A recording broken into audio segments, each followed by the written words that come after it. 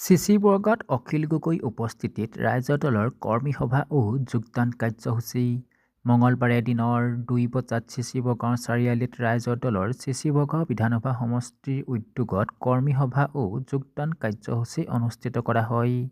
আজি উক্ত সভাত আগন্তুক দিনত আঞ্চলিক ৰাজনৈতিক দলটোক আগুৱাই নিয়াৰ ক্ষেত্ৰত আলোচনা কৰাৰ লগতে আঞ্চলিক ৰাজনৈতিক দলটোৰ নীতি আদৰ্শৰ প্ৰতি আকৃষ্ট হৈ প্ৰায় ২ শতাধিক লোকে আনুষ্ঠানিকভাৱে ৰাইজৰ দলত যোগদান কৰে।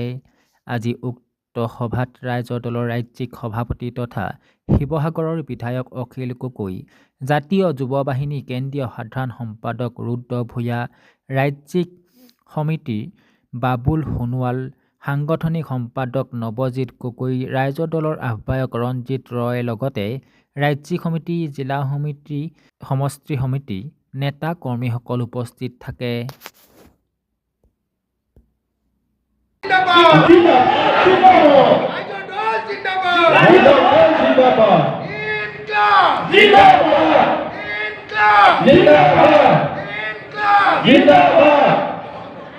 এতিয়া মোৰ নিজৰ কোনো সপোন নাই। মোৰ সপোন প্ৰত্যেকজন চিচিবৰ্গবাসী নিপীড়িত মানুহক ন্যায় প্ৰদান কৰাই মোৰ আজি সপোন। মই বুকুত হাত থৈ ক'ব পাৰোঁ, মই আমেৰিকা লণ্ডনত